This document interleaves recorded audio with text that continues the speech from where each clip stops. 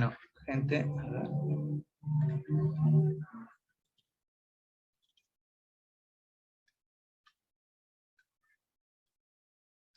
¿Pueden ver esto?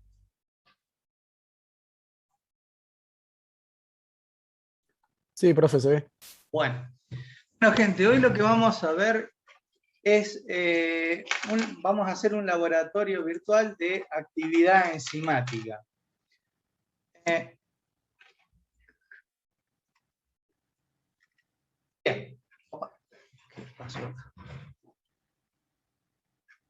Espérenme un segundo. Bien, esto que ustedes ven acá, ¿qué es? A ver, ¿quién reconoce eso que está ahí? Que lo tienen que haber visto en la teoría.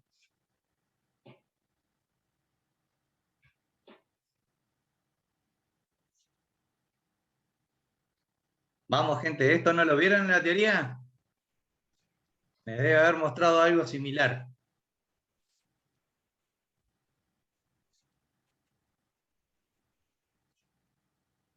Hola, ¿hay alguien ahí?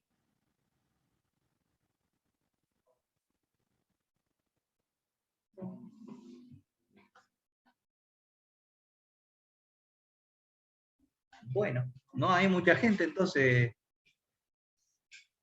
Bueno, gente, lo que hay aquí, esto es un mapa metabólico. ¿Ah? El mapa metabólico, en este caso, está indicando todas las rutas metabólicas del metabolismo, así, o sea, vaya la redundancia, ¿no? Se puede identificar el metabolismo de los carbohidratos a través de la vía de la glucólisis. Aquí estaría el ciclo de Krebs. Esto sería el metabolismo energético, lo que sería fosforilación oxidativa. Después los diferentes tipos, las diferentes fases del metabolismo y del anabolismo, como metabolismo de lípidos, metabolismo de aminoácidos y así.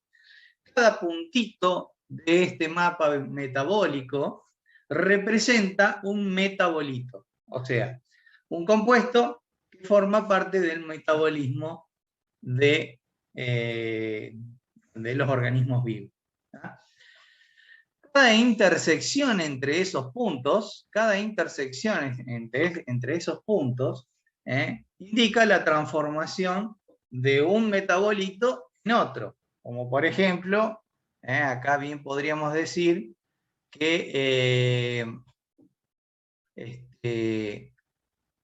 este compuesto que está acá es el piruvato, mejor dicho, es el acetil-CoA, que se une al oxalacetato para formar isocitrato. ¿tá? Entonces, esta línea que indica la transformación de este compuesto en está mediada por una enzima. ¿tá? O sea, esa reacción, esa transformación de este puntito a este otro puntito, está mediada por una enzima.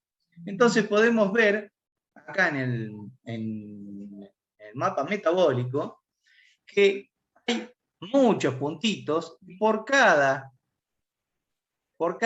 línea que une esos puntitos, hay una enzima que está actuando, catalizando la reacción. ¿tá? Entonces, o sea, vuelvo a repetir, cada puntito del metabolismo representa un metabolito del metabolismo. La transformación que implica está siempre mediada por una enzima que cataliza la reacción de transformación de una en otra. ¿Cómo lo hace? Las enzimas, como ya han visto, son entidades proteicas, formado por unidades de aminoácidos, que tienen, cuya actividad, digamos, tiene varios actores. Por supuesto, uno de los actores es la enzima, la parte proteica, el catalizador, el sustrato es el metabolito que se va a transformar. Es la sustancia que será transformada en un producto a través de la catálisis de una enzima. Las enzimas tienen lo que se llama un sitio activo. El sitio activo no es otra cosa que una configuración en la superficie de la enzima, una configuración espacial específica para que el sustrato que va a ser transformado sea unido a la enzima para su posterior transformación. Entonces, fíjense que el sitio activo no tiene exactamente un formato complementario al sustrato, sino que es casi complementario. ¿Qué pasaría si fuera complementario? Si fuera complementario, el sustrato encajaría perfectamente en la enzima y quedaría fijada a la enzima sin sufrir ningún tipo de cambio. Por eso se dice que el sitio activo no es exactamente un... no tiene la forma de llave cerradura como se suponía hace mucho tiempo, sino que tiene una forma complementaria y no es exactamente la misma configuración espacial del sustrato, pero es aproximado y que permite hacer transformaciones en el sustrato. Una vez que se une el sustrato en el sitio activo de la enzima, se va a formar el complejo enzima-sustrato.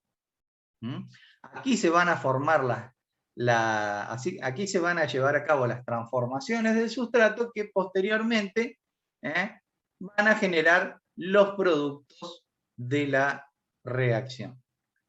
Esperen 2 segundos. Ahí está. Bien.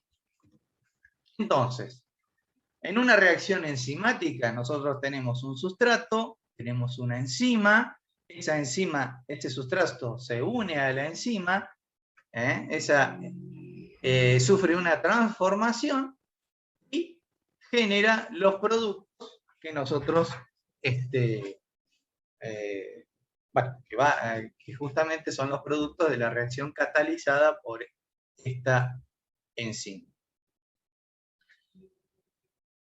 Bien, ustedes ya han visto este gráfico. Este gráfico lo que representa es la velocidad de una reacción catalizada por una enzima versus la concentración de sustrato. Fíjense que aquí la gráfica indica que en las primeras concentraciones, en las concentraciones más pequeñas de sustrato, cuando el sustrato está en pequeña cantidad, a medida que aumentamos la cantidad de sustrato, la velocidad de la transformación, la velocidad de reacción de la catálisis, va aumentando casi proporcionalmente en forma lineal. Eso es en las primeras, en las concentraciones más bajas, cuando yo empiezo a aumentar la concentración de sustrato, aumenta la velocidad de la reacción. ¿Cómo podemos definir la velocidad de la reacción? Como toda velocidad se puede definir como el cambio que hay de algo en función del tiempo. O sea, cuánto cambia la concentración de mi sustrato en un determinado tiempo cuando está catalizada por una enzima, o cuánto se me forma de producto por unidad de tiempo cuando está catalizada por una enzima. Siempre tenemos algo que varía, sea una concentración, sea el número de moléculas de sustrato que se transforma, el número de moléculas de productos que se forma por unidad de tiempo. Es una velocidad. Como toda velocidad, indica el cambio de algo en función del tiempo.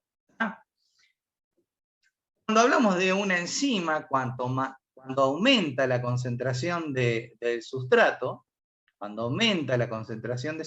llega a un punto en que la velocidad se hace constante. ¿Por qué se hace constante? Y porque obviamente todo depende de la capacidad de la enzima que cataliza la reacción. Yo tengo una cantidad finita de enzima que cataliza la reacción, por lo tanto, en algún momento esa enzima trabaja hasta que se satura y no puede trabajar a más velocidad. Eso sucede cuando hay una cantidad de sustrato muy grande y se dice que la enzima está saturada y obviamente ha llegado a su velocidad máxima.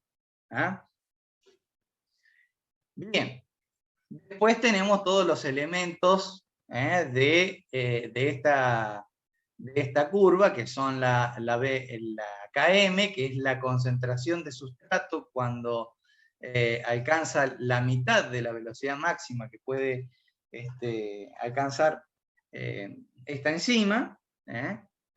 Y bueno, así podemos definir, la velocidad de reacción es una forma general de hablar de actividad enzimática. Ya cuando hablamos de actividad enzimática estamos hablando de algo más concreto que implica el cambio de una concentración de enzima o de una concentración también en función de la cantidad de enzima, que eso lo vamos a ver un poquito más adelante.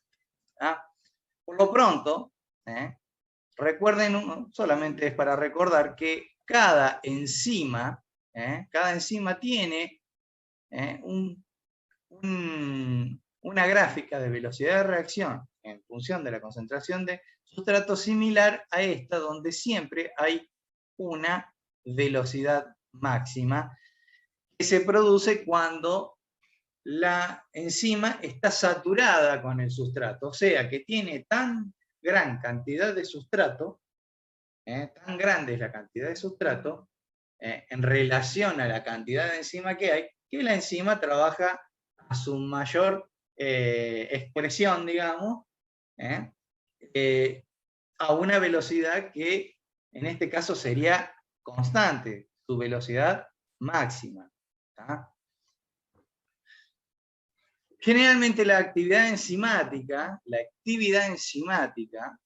se mide a saturación de sustrato. La actividad enzimática es un parámetro que se mide para evaluar la capacidad que tiene una enzima de transformar un determinado metabolito. Y generalmente ustedes en el laboratorio van a medir la actividad enzimática a través de la determinación de la velocidad máxima que puede desarrollar esta enzima cuando está en presencia de una cantidad de sustrato en exceso. O sea, si tiene una cantidad de sustrato en exceso, la enzima va a actuar siempre a su mayor velocidad. Bien. Bien, estamos hablando entonces que la actividad enzimática es la velocidad a la cual, la mayor velocidad que puede actuar una enzima. ¿De qué depende esta actividad enzimática? Básicamente depende de tres parámetros. Depende del pH, depende de la temperatura y depende de la cantidad de enzima que haya. En este caso, lo que estamos viendo es el comportamiento que tendría una enzima que está a una concentración constante, la enzima. ¿Y qué pasaría? Lo que está indicando el gráfico, ¿qué pasaría cuando varía el pH? Ahí podemos encontrar que hay enzimas que tienen mayor actividad a pHs ácidos, hay otras enzimas que tienen mayor actividad a pHs alcalinos y hay enzimas que tienen actividad a pHs neutros. La mayoría de las enzimas que trabajan en el cuerpo humano están optimizadas para trabajar a pH 7, 7,4, a 7,4, que sería el pH de la sangre. Igualmente, fíjense que el pH óptimo de la pepsina, que es una enzima hidrolítica del estómago, trabaja a un pH óptimo de 2. Obviamente, el ambiente del estómago es un pH netamente ácido, cuyo valor de pH es alrededor de 2. Fíjense que la tripsina, que es una enzima que trabaja a nivel intestinal, tiene un pH óptimo de 8. Quiere decir que los ambientes en el cuerpo humano pueden cambiar y por lo tanto se pueden encontrar enzimas que tengan su mayor actividad a pH bien diferentes.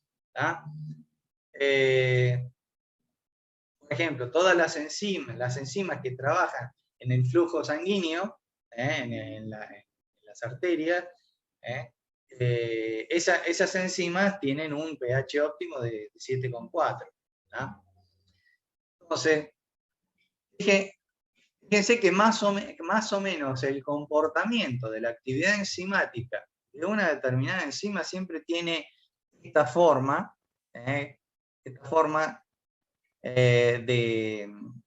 que indica que, o sea, este sería el pH óptimo, llegado al pH óptimo, va a tener su mayor actividad, pasando ese pH óptimo va a reducir la actividad, y lo mismo si el pH está por debajo de su pH óptimo. Aquí también el pH óptimo de la tripsina es 8. Por debajo, cuando el medio en el que está esta enzima está por debajo de 8, la actividad enzimática disminuye, y si está por encima, también disminuye. Esto se le llama comportamiento hormético u hormesis. Esto es lo que sucede con el pH, cómo afecta el pH a las enzimas. Obviamente que el pH tiene que ver mucho con la ionización o no de los residuos de los aminoácidos de la proteína. Recuerden ustedes que a mayor pH, a menor pH, los residuos ácidos se neutralizan y por lo tanto pierden cargas negativas. Por otro lado, los residuos de aminoácidos a pH bajos se ionizan generando cargas positivas. Cuando yo juego con el pH de una proteína, de una enzima, las cargas de los residuos van cambiando y por lo tanto las configuraciones de la estructura terciaria de una proteína va a variar. Las interacciones de los residuos dentro de la proteína van a variar si cambia la carga de los residuos. Y el pH generalmente va a modificar bastante esas cargas de los residuos aminoácidos. La temperatura también es otro de los factores que afecta a la actividad enzimática. Y se puede determinar una temperatura óptima para la actividad de cada una de las enzimas. En este caso tenemos, fíjense, la temperatura óptima de una enzima humana típica es de aproximadamente 37 grados, que es la temperatura corporal. Por debajo de esa temperatura, va a disminuir la actividad de la enzima, o sea, la velocidad de transformación de la enzima, y por encima también va a ir disminuyendo. Hay una temperatura óptima para para la actividad de una enzima, y en el caso de una enzima humana típica que vive que está en un medio termostatizado a 37 grados, la actividad óptima sería a 37 grados. A diferencia, fíjense, esto representa una enzima de una bacteria termófila. ¿Qué son las bacterias termófilas? Y son aquellos que viven en ambientes de mucho calor, como por ejemplo una terma, o una zona volcánica. Las bacterias que viven en esos ambientes extremos, de extremo calor, tienen enzimas que se adaptan a trabajar en temperaturas altas. Y fíjense, una bacteria termófila que crece a altas temperaturas puede tener una temperatura óptima de funcionamiento de aproximadamente, fíjense, acá deben ser unos 76 grados centígrados. Sería ¿cómo se dice? La temperatura óptima de una enzima. La polimerasa que se usa en las técnicas de PCR es una enzima aislada justamente de una bacteria termófila. ¿Por qué? Porque justamente es necesario que esta enzima polimerasa, para hacer la reacción de PCR, resista hasta altas temperaturas. Y por eso pueden generar, o sea, pueden hacer los ciclos de termociclado, ¿no es cierto? Y puede mantener actividad esa enzima. En una reacción de PCR existen ciclos de temperatura, de enfriamiento y de calentamiento que requieren que la enzima sobreviva a esos cambios de temperatura. Bueno, una enzima de una termófila es ideal, una polimerasa de una termófila es ideal para las reacciones PCR. Bien. Por lo tanto, fíjense, el práctico nuestro, ¿en qué va a consistir? El práctico nuestro va a consistir en determinar a través del simulador que nosotros tenemos ahí cargado en la página, vamos a determinar cuál es la temperatura y cuál es el pH de funcionamiento óptimo para esta enzima que es la 6-O-alfa-rhamnosil de glucosidasa. Es una enzima aislada de este Actinoplanes misuriensis, que si no le erro mucho, Actinoplanes misuriensis es un hongo. Y bueno, y que esa enzima está aislada de ese hongo. Fíjense, a ver si esto funciona acá. No. Fíjense que vamos a ir variando el pH a una temperatura constante y vamos a ir marcando aquí los valores que nos van dando y vamos a ir armando estas curvas de actividad enzimática. Vamos a ir armando esas curvas de actividad enzimática, tanto de temperatura como de pH. Bien, vamos a repasar un poco el principio de funcionamiento de un espectrofotómetro. Recuerden ustedes que en un espectrofotómetro hay una luz incidente sobre la muestra. Esa muestra absorbe luz, y por lo tanto va a haber una emergente con una intensidad menor de luz. Ahora, a diferencia de los otros métodos analíticos que nosotros hemos visto, donde el contenido de la muestra no varía, a diferencia de eso que nosotros hacíamos, de que el contenido de la muestra no varía, por lo tanto, la luz incidente iba a ser una, iba a tener un valor, y la luz emergente iba a tener otro valor, pero los dos valores van a ser fijos y dependientes de la cantidad de luz que absorba la muestra.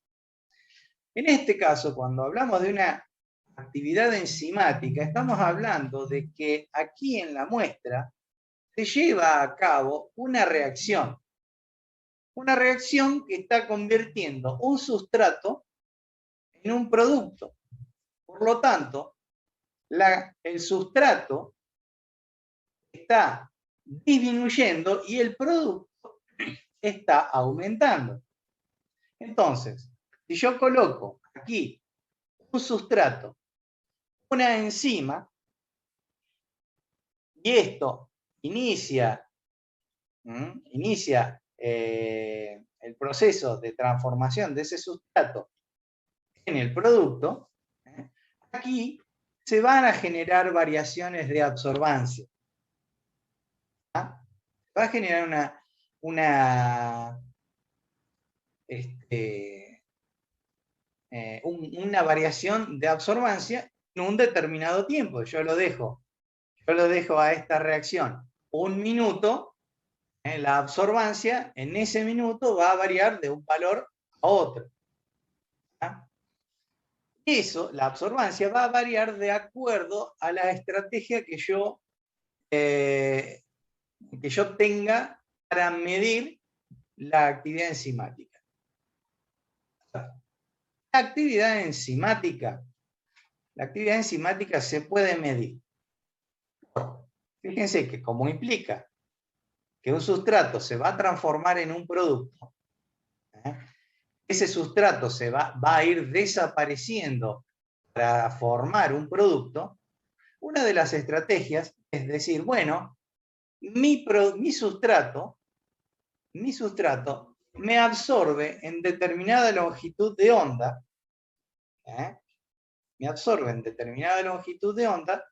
y yo puedo medir en un espectrofotómetro a esa longitud de onda cuál es la variación que se produce cuando este sustrato está junto con la enzima que la transforma. O sea,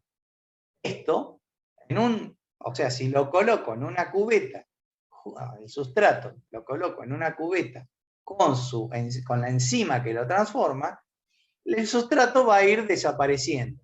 Va a ir desapareciendo en una determinada cantidad de tiempo. Si yo establezco ese tiempo, por ejemplo, un minuto, yo voy a poder decir que existe una variación de sustrato en un minuto. Si este sustrato me absorbe a una determinada longitud de onda, y este sustrato está desapareciendo, entonces yo puedo decir que la absorbancia me va a disminuir durante un minuto.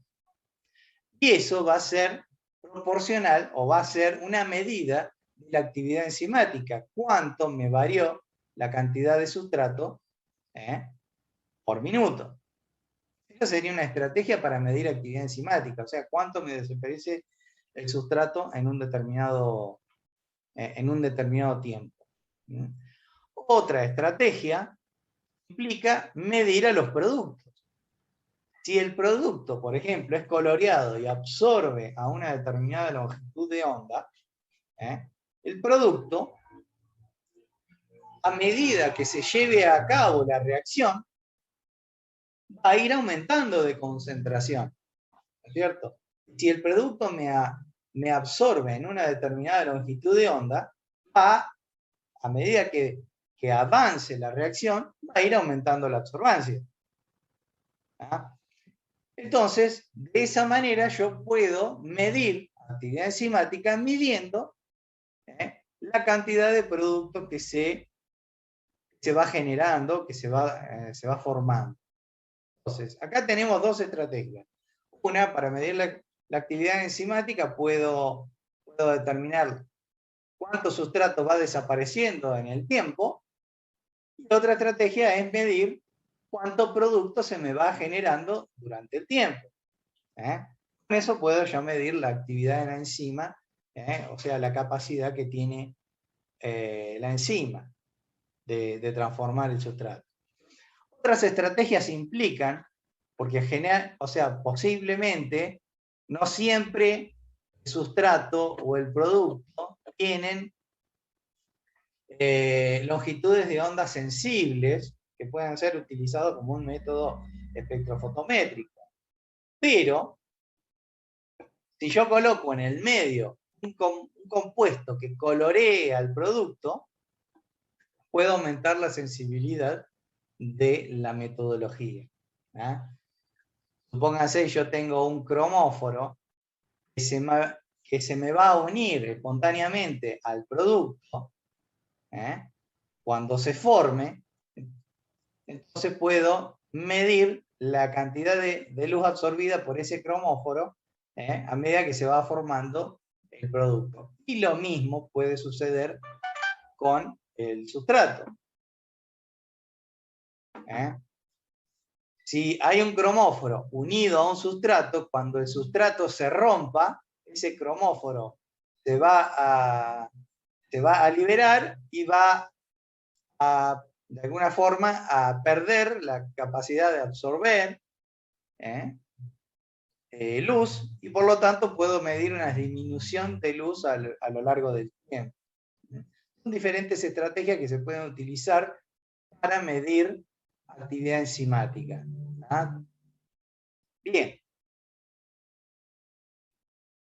Esto me va a servir para determinar, para determinar la actividad enzimática, ya sea a pH constante o a temperatura constante. Yo voy a poder determinar de esta forma la actividad de una enzima.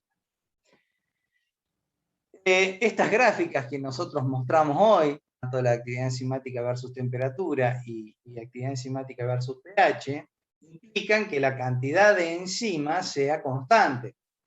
O sea, sea siempre la misma la que estoy midiendo.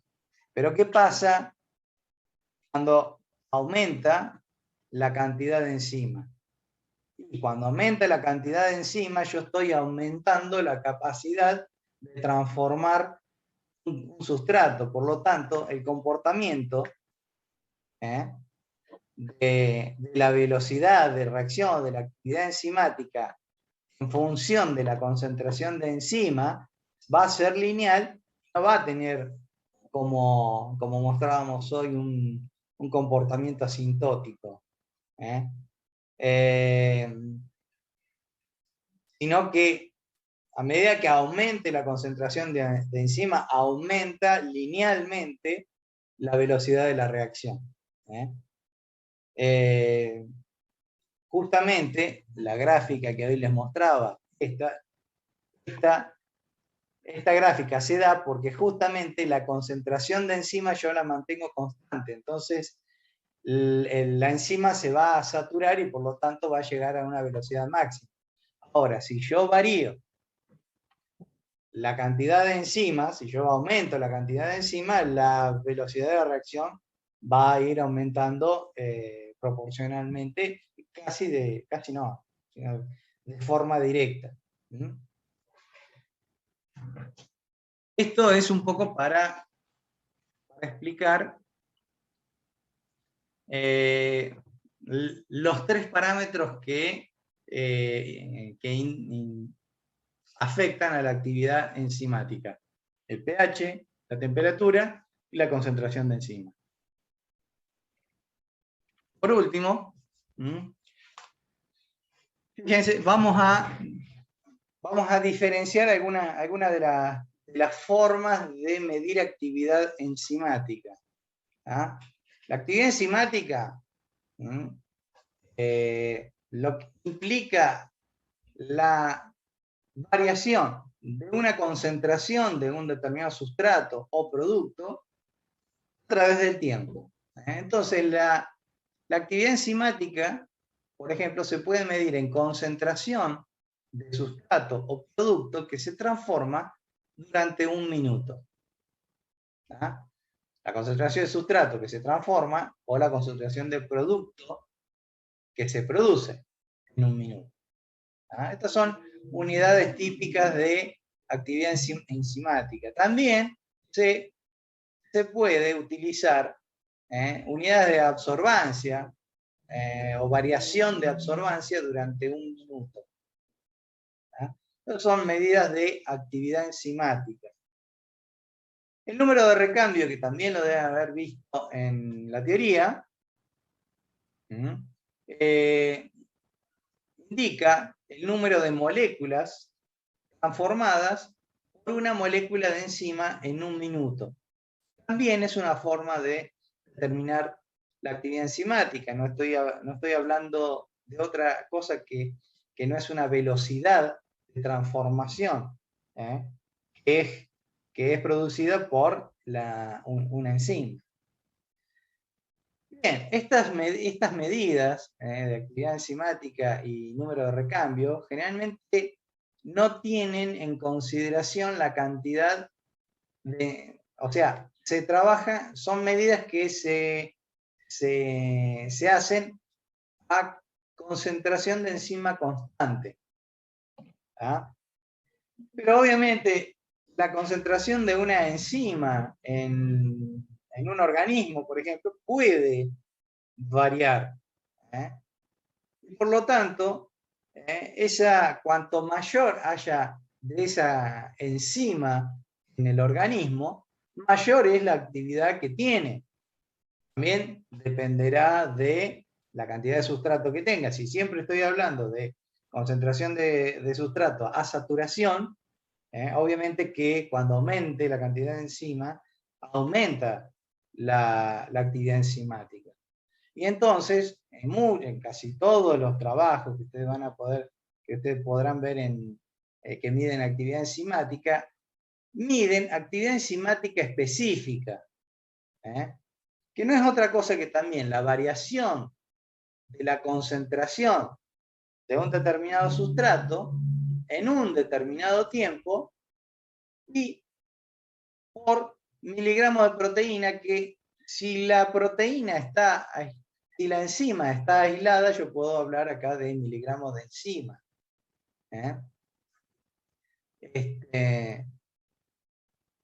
Entonces, esta sería una forma más habitual de expresar la actividad enzimática en un organismo vivo y como medición de un parámetro fisiológico, por ejemplo, esta actividad enzimática que simplemente determina la velocidad puntual de una enzima a una concentración constante. Esto ya se puede, por ejemplo, la actividad enzimática específica ya la puede ser medida en un organismo, y puede ser determinada en un organismo, y tener un valor predictivo fisiológico para determinada cuestión. Entonces, estas serían las tres formas de expresar actividad enzimática. Bueno, gente. Preguntas. ¿Quién tiene alguna pregunta?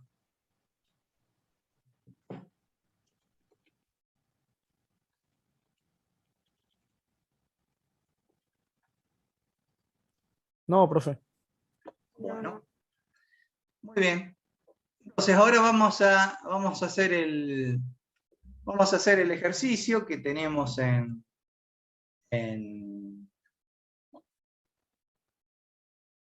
aquí en el Moodle, el laboratorio. Yo ahora vamos a abrir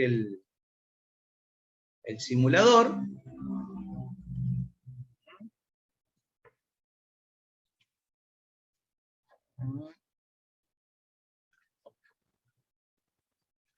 Bien, ¿ven eso? Sí.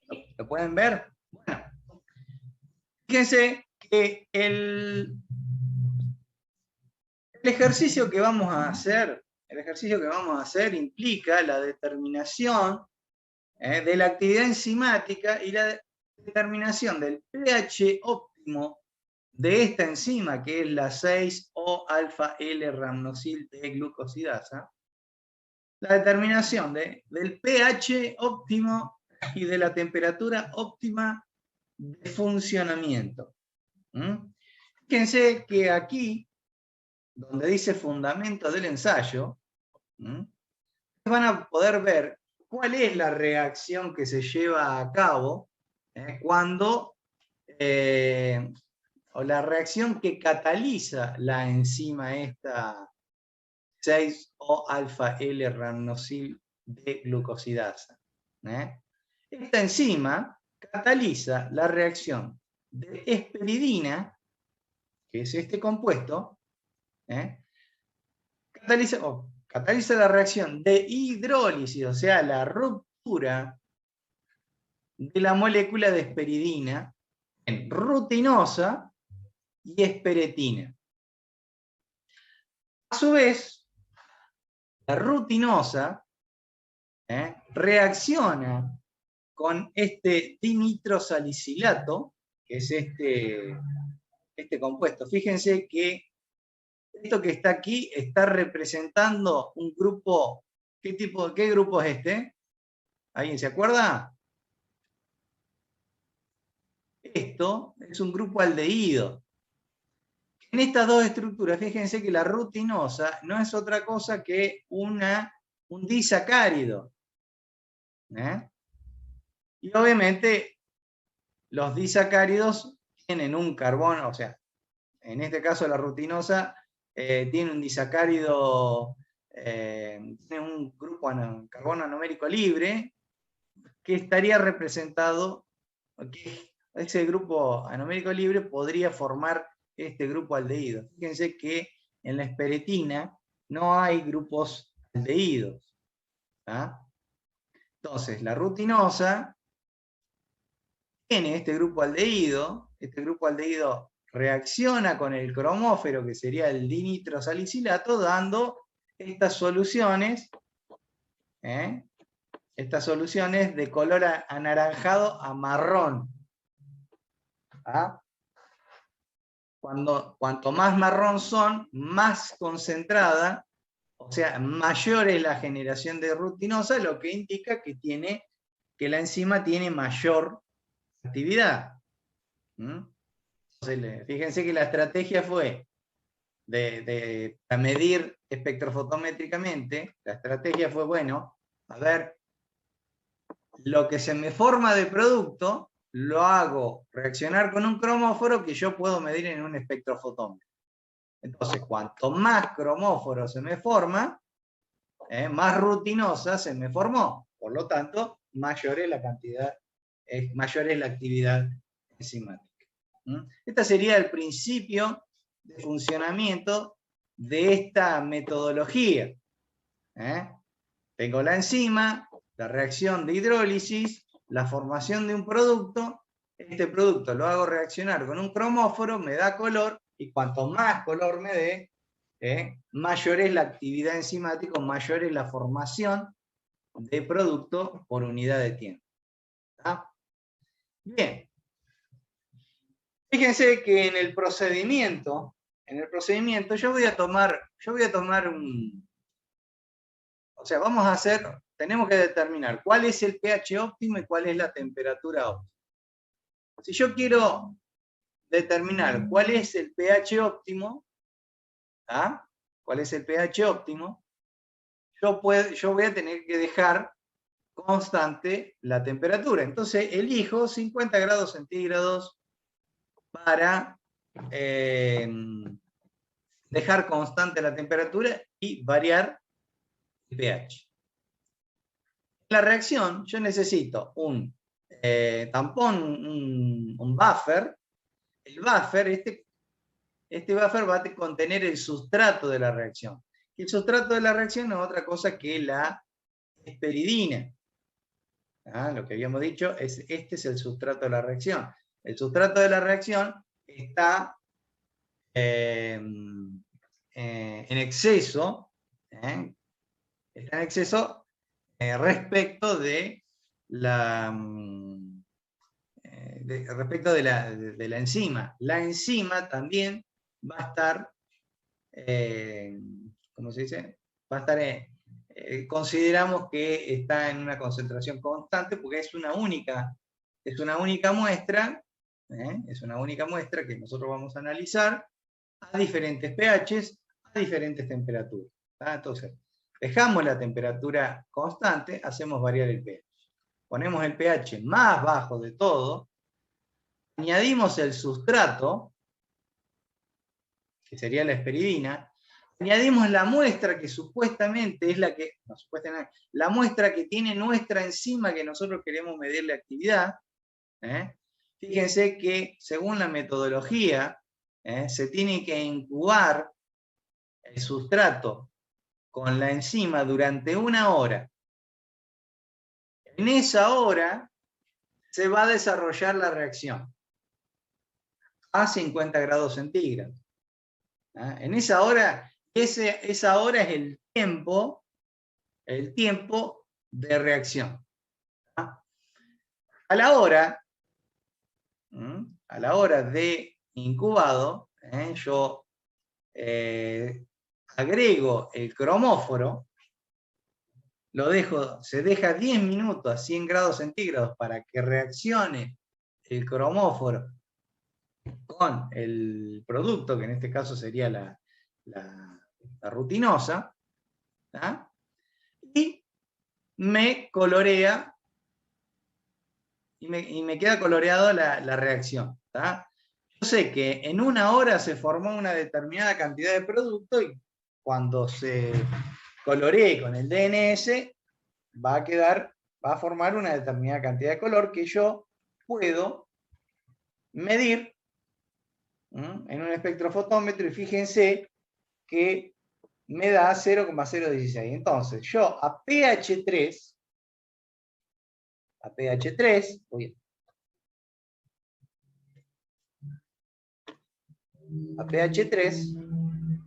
temperatura de 50 grados, tengo una absorbancia de 0,016. Ahora voy a mantener las mismas condiciones, pero a pH 4. Entonces, añado sustrato a la cubeta, añado la muestra que tiene mi enzima, se deja pasar el tiempo para que reaccione el sustrato con la enzima, dejo pasar 1 hora, añado el cromóforo, que es el DNS, dejo los 10 minutos a 100 grados centígrados, y mido.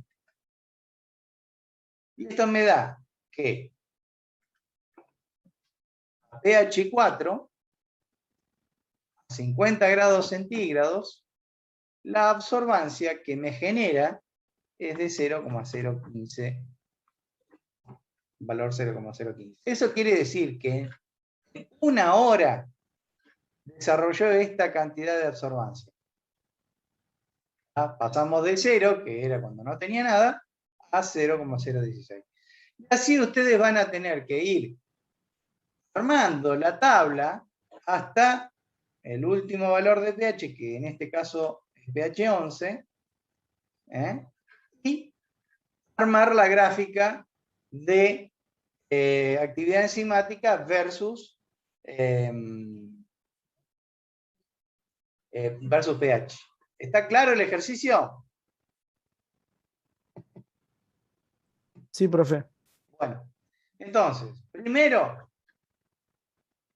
dejan constante la temperatura y van variando el pH. Van midiendo, van armando la gráfica y después ustedes van a poder verificar algunas cosas. Primero dejan temperatura constante, varían pH, y después, cuando ustedes sepan cuál es el pH óptimo de funcionamiento de la enzima, van a dejar ese pH y van a medir temperatura. Entonces, a ver, son las 18:25. Les voy a dar uno hasta las 6 menos cuarto, hasta las 45, 7 menos cuarto, de 18:45, para que ustedes armen este gráfico. ¿Les parece? Sí, profe. Bueno, entonces a las 7 menos cuarto nos volvemos a comunicar.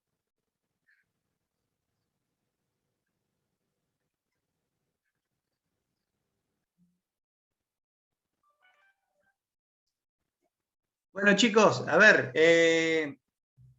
ustedes pudieron determinar que el pH óptimo de la enzima es pH 9. ¿tá? Les voy a dar unos 10 minutos para que ustedes puedan determinar a partir del pH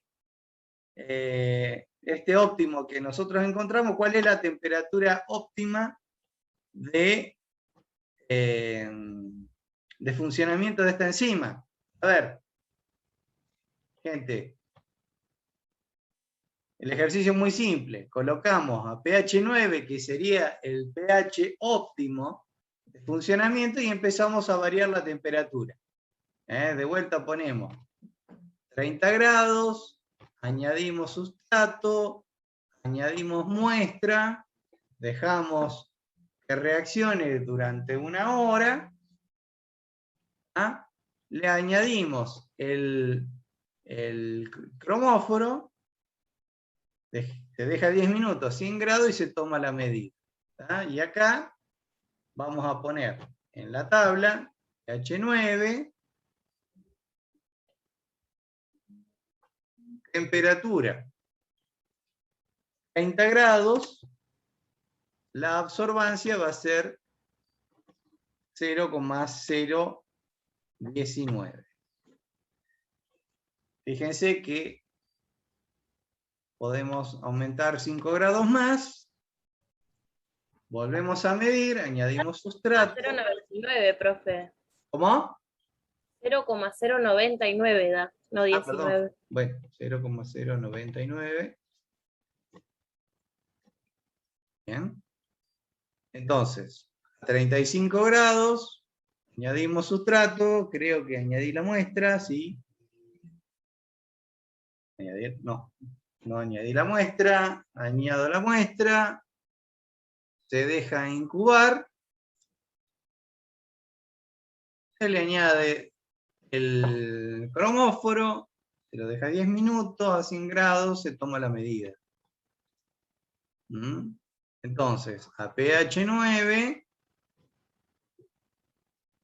temperatura 35 grados, voy a tener una absorbancia de 0,094. Y así sucesivamente. Termínenlo de hacer a esto, a las 19:00 clavado, nos volvemos a comunicar y terminamos de determinar la temperatura óptima de la actividad de esta enzima. ¿Les parece?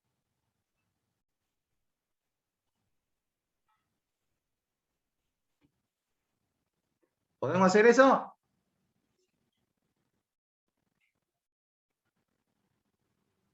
Sí. Bien, listo. A las 19 nos volvemos a comunicar. Bueno, chicos, a ver. Entonces, ¿pudimos determinar la temperatura óptima de funcionamiento de esta enzima? Sí, profe. ¿Qué valor les dio? A mí, profe, me dio 70. ¿Estamos todos de acuerdo? Sí, sí. Bien, sí, 70 es el valor óptimo de funcionamiento de esta enzima. Así que, por un lado, pudimos determinar que esta enzima tiene un pH óptimo de funcionamiento a pH 9, un pH bastante alcalino, y una temperatura de funcionamiento de unos 70 grados centígrados. Es bastante probable que esta enzima provenga de un organismo termófilo, dado que, bueno, es bastante alta la temperatura óptima. Bien, con respecto a las otras cuestiones del práctico, son más cuestiones para ir mirándolas. A ver si las tengo acá. ¿Sí? Para ir mirándolas en la casa, identificar los diferentes actores en la reacción. Y bueno, eso cualquier cosa lo podemos ver en la próxima clase o en alguna clase de consulta para el parcial. O sea, no se inhiban en las próximas clases de preguntar por esto, para que realmente podamos cerrar este asunto. Son muy simples las preguntas que son, hay que identificar bien cada uno de los actores de la reacción enzimática, el sustrato, el producto y todo el resto. ¿Está? Bien, gente, por lo pronto, el práctico de actividad enzimática ya lo podemos cerrar por acá. A partir de ahora, si a ustedes les parece, hacemos algunas consultas para el recuperatorio. ¿Les parece?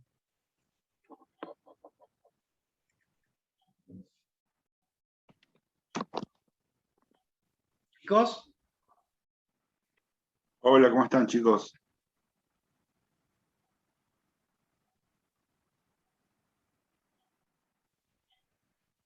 Hola, Buenas profe. tardes, profe. ¿Qué tal? Te ¿Cómo hago están? una Bueno, consulta. Yo no sé si seré yo o si le habrá pasado a alguien más, pero a mí me resultó, no me alcanzó el tiempo ni para contestar la última pregunta. Me resultó re poquito el tiempo para las actividades que había. No sé si le habrá pasado a alguien más. El tiempo que está estipulado y ya calculado y experimentado en un montón de exámenes que nosotros hemos realizado. El asunto es el siguiente. Ese tiempo sí puede ser, en realidad no es poco, es bastante tiempo para hacer, pero lo que intentamos evitar es que justamente vayan a la bibliografía. Ustedes están en su casa con todos los libros y las carpetas y todo eso, y para hacer un examen parcial ustedes tienen que estudiar muy bien los temas y prescindir de todo el material bibliográfico, y justamente ese tiempo está estipulado justamente para que puedan responder a partir de lo que ustedes ya saben y no lo que puedan conseguir en el momento. Entonces, la idea es tener muy claro todos los conceptos para poder realizar el examen en ese tiempo que es suficiente para que ustedes puedan plasmar el conocimiento que tienen sobre la materia. ¿El recuperatorio va a ser igual al parcial? El recuperatorio va a ser en la misma modalidad, sí. Buenísimo. Gracias. Carlos, les recordamos que para el martes que viene tienen que resolver el trabajo práctico número 7, el de catabolismo. Bueno, sí, gente, ya entramos en la segunda parte de la materia con catabolismo. Estos prácticos requieren de que ustedes los vean con anterioridad para poder ser un poco más fluidos en la clase. Entonces, ya los prácticos los tienen disponibles. Por favor, revísenlos revísenlos no. Traten tampoco. Háganlo para la próxima clase todo lo que nos puedan. ¿Está? Bien, Bueno, gente. Dale, Germán. Sí, ¿dudas?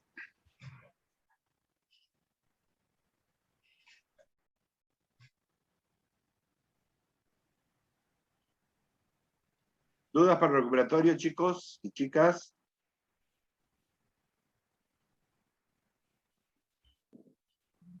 No, profe. Bueno, Bueno. Gente, ¿alguna duda sobre los temas del recuperatorio? El tema del primer parcial para el recuperatorio.